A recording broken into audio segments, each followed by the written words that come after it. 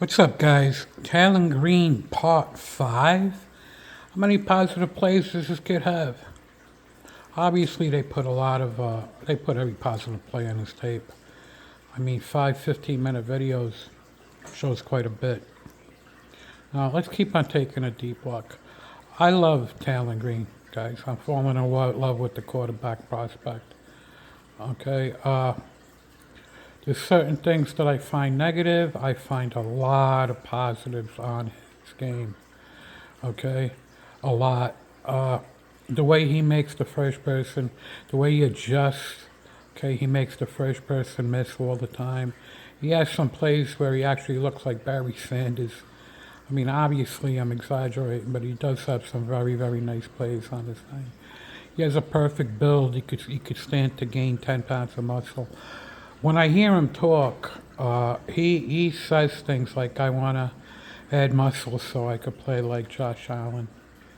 He compared himself to both Lamar Jackson and Josh Allen in a humble way, as an admiration for the quarterbacks. Okay, there's so much to like for him. How he rolls out left continuously as a righty quarterback, has multiple continuation plays on film. That's unheard of. It's absolutely unheard of, especially for someone his size. I think his major downfall could be his size. You know, he does take very long strides when he's running, backwards sometimes. His arm delivery sometimes gets to be very elongated, which could be an issue.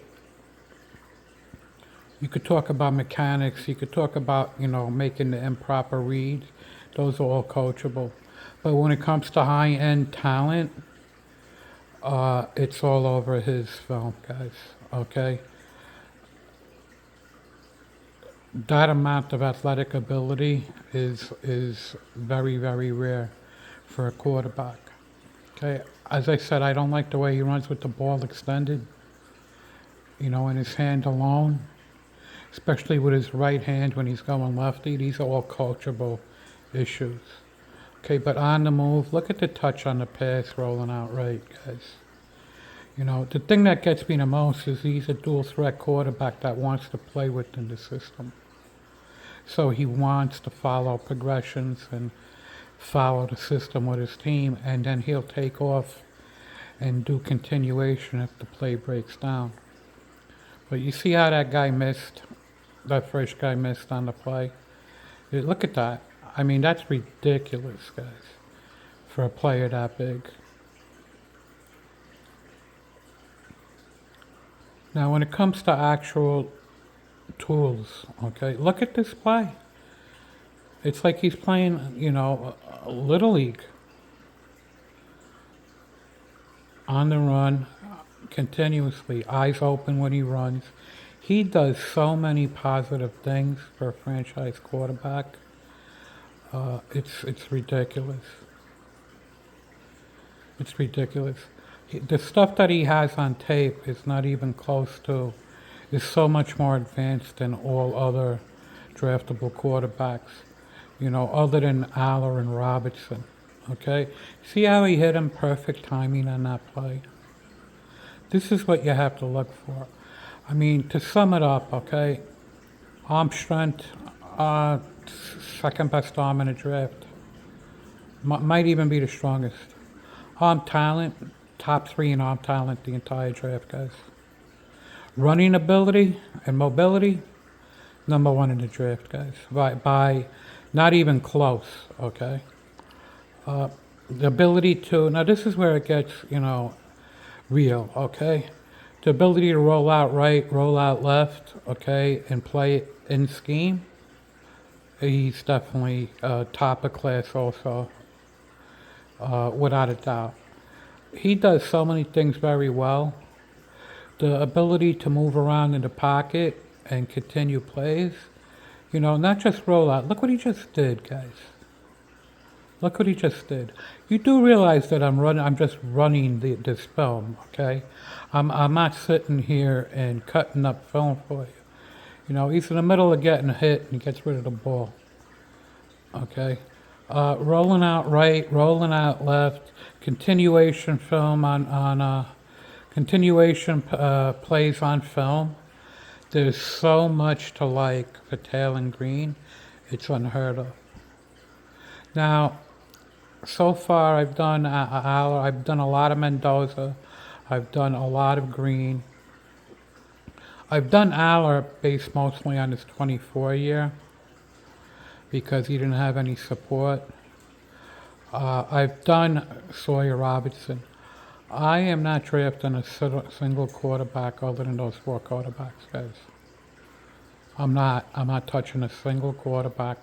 If you want to go off the pit and go look at a Cole Payton with a late round pick because of athletic ability, or the other third round kid, that supposedly has a big round, big arm, that's fine. If you want to draft somebody as a, 2 year sit where they could try to develop into a quality backup and with starting potential, yeah, that's fine.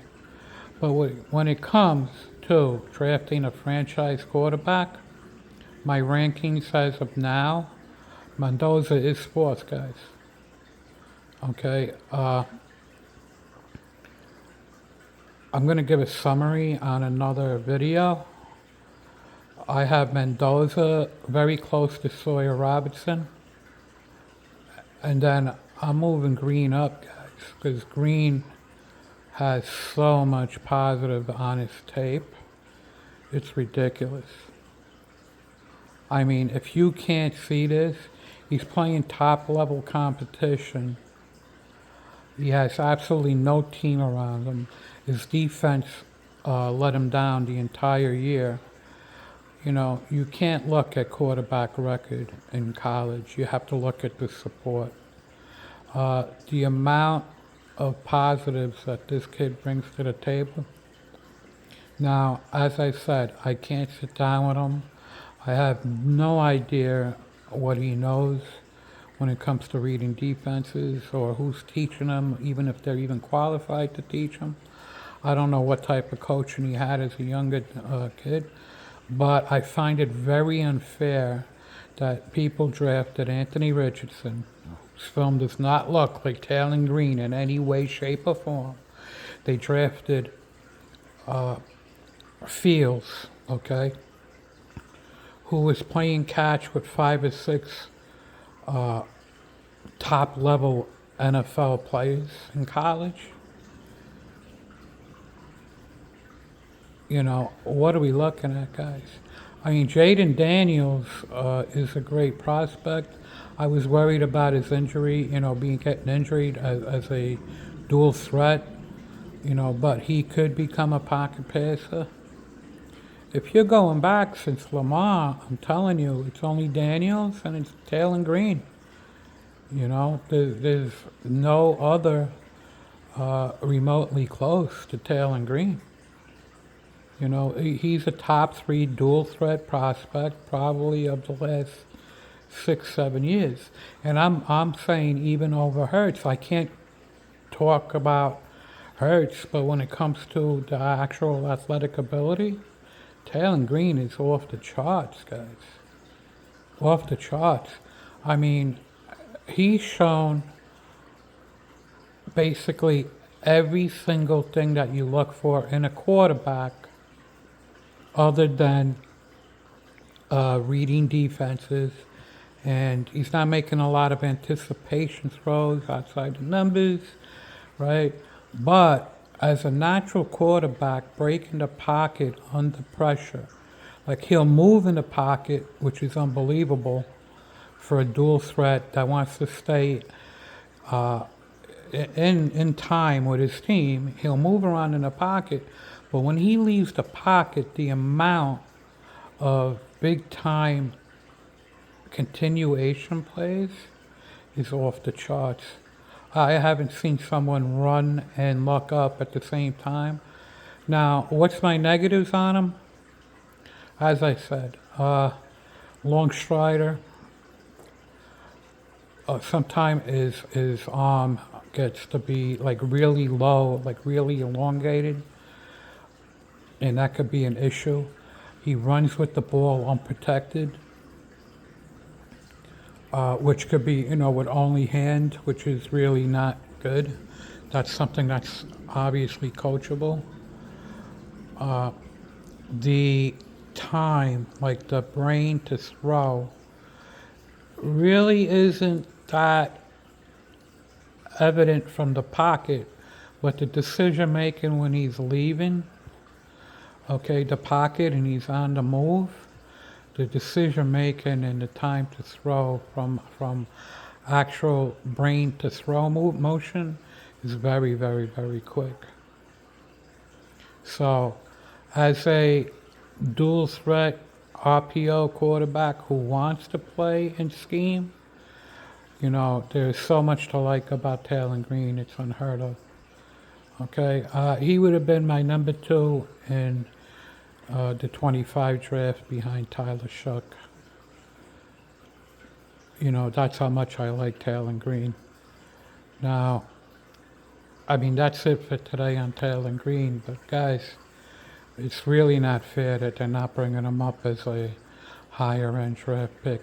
Now, I would learn from drafting these dual threat quarterbacks high, right? So, would I take Green in the first round? You see, I'm a Jet fan, so you can't take him at 2. You have too many needs, and he needs to sit a little bit. But trading back into the first round after they pick, they make 2 picks, I would be more than happy going with Green. Everybody says the 2027 draft is loaded, guys. That's actually not going to be the case. They said the same thing about this draft. I see 3 very good prospects. One so-called, one prospect that could be a franchise quarterback, which is pretty high, but don't get overly hyped on the 27 quarterback class yet. Okay, I'm sort of liking Mensa a little bit, the one who transferred to Miami from Duke, right? If you follow the career path of the quarterbacks that went to Miami from a different school, the draftability does take a big leap, over time. Ward was undraftable and he grew. Miami really has something good going down there, and if Mensa could play in that scheme and perform well, he's going to fly up draft boards next year, but I'm not, very high on quarterbacks like the so-called experts are. So I would be ecstatic to get Green trading back into the round. Okay, I would be happy with Robertson trading back into the first. I love Aller. And I'll be honest, I'm not touching Mendoza in New York, guys. I'm not. There's too many issues. One read, after the first read is gone, play's basically dead. The kid has he has accuracy, he throws with timing on his first read, which is great, probably making all great reads, but that's not the NFL only, guys.